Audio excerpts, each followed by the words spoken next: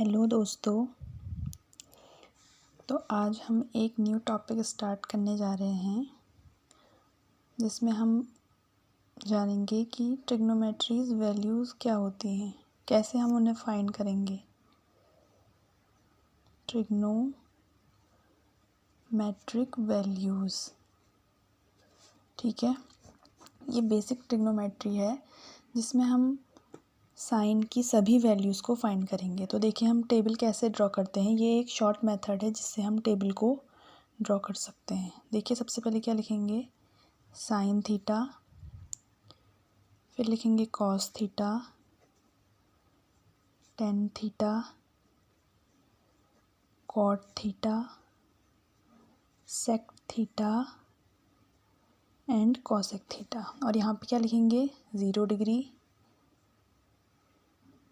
30 degree, 45 degree, 60 degree और 90 degree. जो basic trigonometry है वो हमारी इन्हीं वैल्यू से स्टार्ट होती है। तो हमें क्या होता है कि इन वैल्यूज़ का, जो इन एंगल्स हैं, इनकी वैल्यूज़ क्या होती है पता होनी चाहिए। तो देखो बच्चों, हमने एक टेबल ड्रॉ कर लिया है। हमें इसमें क्या करना है, ये जो सीक्वेंस है ये याद करना है कि पहले साइन, फिर कॉस, फिर टेन, फिर कॉट, फिर सेक और कॉसेक, और इधर 0 के बाद 30 डिग्री, मतलब इंक्रीजिंग ऑर्डर में एंगल्स हमें लेने हैं, ठीक है। ये बेसिक एंगल हैं जिनकी वैल्यूज़ हमें पता होनी चाहिए। तो देखो हमें सबसे पहले क्या पता होना चाहिए, जो पहली लाइन है हमें याद करनी पड़ेगी, ठीक है। तो साइन 0 की वैल्यू 0, साइन 30 की वैल्यू 1/2, साइन 45 की वैल्यू 1/√2 एंड साइन 60 की वैल्यू √3/2 और साइन 90 की वैल्यू 1, ठीक है। तो देखो हमें सिर्फ पहली लाइन याद करनी है। अब हम कॉस की वैल्यू कैसे निकालेंगे, देखिए देखो जो साइन 90 की वैल्यू होती है ना, वही कॉस 0 की वैल्यू होती है। तो यहाँ इस वैल्यू को कहाँ लिख देंगे, यहाँ पे, और इस वैल्यू को यहाँ पे, मतलब जो हमने पहली लाइन लिखी है उसको अपोजिट करके कॉस में लिख देंगे। तो देखिए हमें क्या मिल गया है, कॉस की value, cos 0 1, cos 30 degree √3/2, cos 45 degree 1/2। अब देखो हमें पता है कि जो टेन थीटा होता है, टेन थीटा क्या होता है, sine theta upon cos theta, ये होता है ना। तो देखिए अब हमारे पास साइन की वैल्यू भी है और कॉस की वैल्यू, तो हम क्या करेंगे, इन दोनों को डिवाइड कर देंगे। देखो 0 और 1 को अगर हम, तो देखो 0 और 1 को अगर हम डिवाइड करते हैं तो कितना आ गया, 0। अगर हम 1/2 और 1/, देखो 1/2 डिवाइडेड बाई √3/2 करते हैं, तो देखो 2 से तो 2 कैंसिल हो गया, तो बचा क्या, 1/√3। तो 10 30 की वैल्यू कितनी आ गई, 1/√3। इसी तरह हम इन दोनों को भी डिवाइड करेंगे तो दोनों सेम वैल्यू है, तो दोनों कैंसिल हो जाएंगे, तो क्या आ जाएगा, 1। फिर इन दोनों को डिवाइड करेंगे तो 2 से 2 कैंसिल हो गया, बचा कितना, √3/1, तो अपॉन 1 मतलब √3 होगा, ठीक है। और 1/0 कितना होता है, इनफाइनाइट। अब देखिए कॉट कैसे निकालेंगे हम, कॉट क्या होता है, 10 का अपोजिट होता है।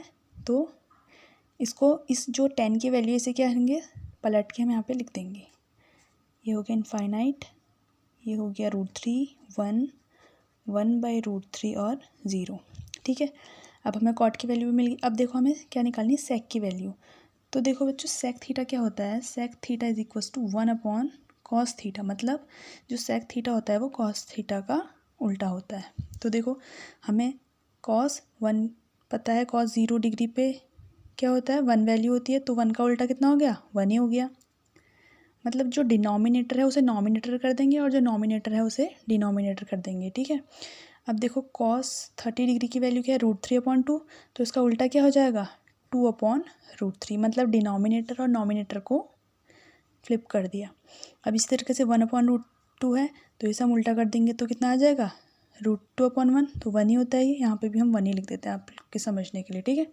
अब देखो 1/√2, इसका उल्टा क्या हो जाएगा, 2/1, और 0 का उल्टा 0, ठीक है बच्चों। अब देखो कॉस थीटा क्या होता है, जैसे हम यहाँ पे कर रहे थे ना, 10 की वैल्यू निकाल ली थी हमने और फिर इसी लाइन को हमने पलट दिया था, इसी तरीके से सेक में भी नहीं, हमें कॉसेक हम निकाल रहे हैं, तो उसके लिए भी हमें क्या करना होगा, इसे रिवर्स कर देना होगा। तो 0, 2/1, √2/1, 2/√3 और 1। तो देखो ये कितना इजी है ये टेबल बनाना हमें। तो एक बार आपको ये मेथड आ जाएगी तो आप इजीली क्या कर पाएंगे,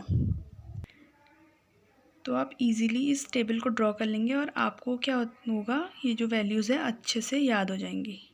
ठीक है बच्चों, थैंक यू।